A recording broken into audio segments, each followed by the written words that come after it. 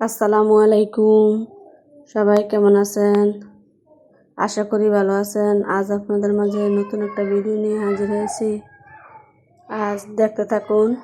এখানে আমি 1 কেজি ময়দা নিয়েছি, ময়দার হাফ কেজি নিয়েছি।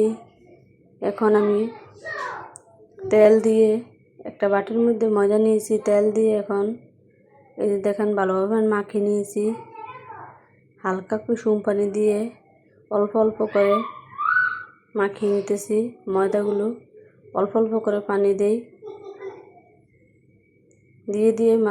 মাখিয়ে নিয়ে একবারে দিবেন না, অল্প অল্প করে মাখাইলে এভাবে ডোটা সুন্দর হয়। মাখিয়ে নিয়েছি, এই যে অল্প অল্প করে এখানে আমার মাখানো হয়ে গেছে। ভালোভাবে যত মাখিয়ে দিব ডোটা তত পুরিও পরাটা সব কিছুই সুন্দর হবে, সফট হবে। এই যে এখানে আমি একটু হালকা তেল দিয়ে মাখিয়ে ঢেকে রাখছি আধা ঘন্টার জন্য। এখানে আমি আলু নিয়েছি, আলু সিদ্ধ করছি। সিদ্ধ করে এখন আলু পুরি বানাবো। আলু পুরি বানালে আলুর ভর্তা, এই যে আলু ভর্তা বানাচ্ছি। পোড়ামরিচ, পেঁয়াজ কুচি, এই যে এখানে ধনিয়া গুঁড়া, জিরার গুঁড়া একটু দিয়েছি। এই যে এখানে একটু গোলমরিচের গুঁড়া দিয়েছি, একটা চাট মশলা, এই যে ম্যাগি মশলা, নুডলসের মশলা দিয়ে এখন একটু লবণ, তেল ভালোভাবে একটু তেল দিছি, ভালোভাবে মাখিয়ে ভর্তাটা তৈরি হয়েছে। দেখতে থাকুন বন্ধুরা। সবাই ভালো লাগলে লাইক, কমেন্ট, সাবস্ক্রাইব করে দেবেন আপুরা, ভাইয়ারা, আন্টিরা। প্লিজ সবাই আমাকে একটা লাইক করেন, বেশি বেশি করে কমেন্ট করবেন। ভুল হলে কমেন্টের মাধ্যমে জানিয়ে দিবেন। সবাই আমাকে একটু সাপোর্ট করুন। এখানে আমি ভর্তা, এই যে আটার ডোটা নিয়ে একটু হালকা লেচি কেটে ভর্তা দিয়ে ভিতরে গুলিয়ে এখন পরোটা পুরি হয়ে গেছে। এই যে আমার পুরি এক এক করে বানিয়ে ফেলছি, এখন চাকতেছি। এই যে আমার পুরি দিছি, এখন অল্প অল্প করে তেল দিয়ে পুরির মধ্যে দিয়েছি। আস্তে আস্তে করে জাল দিতে হবে, না হলে পুড়ে যাবে। এই যে আস্তে আস্তে করে জাল দিয়ে এখন তেল দিয়েছি আমি একটু একটু করে উপরে। কি সুন্দর ফুলকো হয়েছে, দেখেন ফুলে গেছে। এই যে আমার পুরি হয়ে গেছে। আর একটা দিয়েছি, এই যে ডো। এভাবে করে সবাই আমার মতো বানিয়ে নেবেন ঘরে বসে। হোটেলের পুরি খাওয়া লাগবে না, ঘরে বসে এইভাবে পুরি বানিয়ে খেতে পারবেন। অনেক স্বাদ লাগবে। এই যে এক এক করে চাকতেছি পুরিগুলা।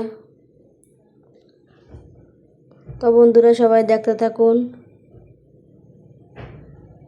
এই যে একটু তেল দিয়ে এভাবে করলে, পুরির মধ্যে দিলে পুরিটা একটু ফুলে ভালোভাবে। এই যে আমার পুরি হয়ে গেছে, অল্প আছে জাল দিবেন সবাই। কে কে আমার মতো বানিয়ে খাবেন এভাবে। এই যে পুরো পুরিগুলা ভেজে ফেলছি।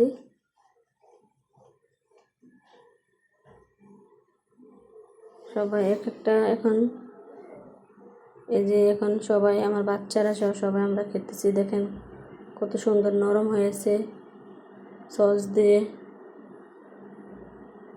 এখানে আমি একটু মাছ ভাজা করব, মাছ ভাজা করতেছি। ভেজে এখন যে আমার মাছ ভাজা, মাছগুলো উল্টে দিছি। তেলাপিয়া মাছ, এই তো মাছ ভাজা হয়ে গেছে।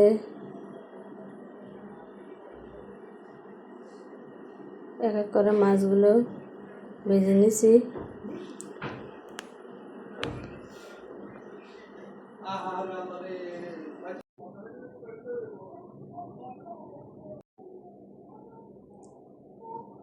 এই তো আমার ভাজা হয়ে গেছে মাছ।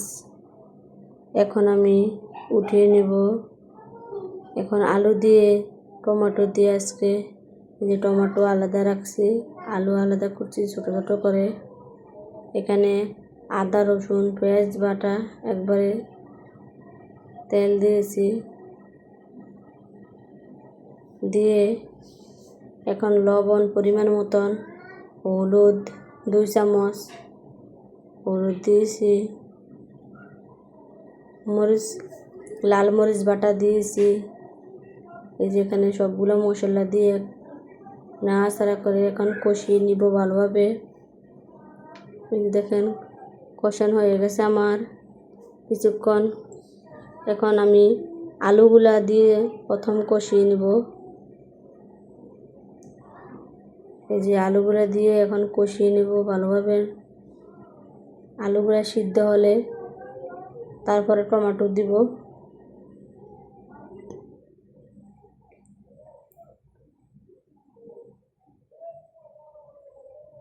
এই যে এখন ঢাকনা দিয়ে দিচ্ছি। এই যে আমার কষান কিছুক্ষণ বাদে বাদে আমি তরকারিটা নাড়া দিব। আবার একটু ঢাকনা দিছি, এখন কষিয়ে নিছি, হয়ে গেছে আমার। এখন টমেটো দিয়ে দিছি, টমেটো দিয়ে আবার একটু ভালোভাবে কষিয়ে নিব। দেখেন বন্ধুরা সবাই আমার রান্নাটা কীরকম হয়েছে সবাই কমেন্টের মাধ্যমে জানাবেন। আমি একটু হালকা কুসুম পানি দিয়েছি। কুসুম পানি দিলে যে কোনো তরকারির মধ্যে একটু টেস্ট ভালো আসে। এই যে এক এক করে মাছ দিয়েছি আমি। এই রান্না হয়ে গেছে আমার। কিছুক্ষণ জাল করে ঝোলটা একটু মাখা মাখা রাখছি। এই তো বন্ধুরা, এখানে আমার আজকের মতো ভিডিও শেষ করলাম। আল্লাহ হাফেজ।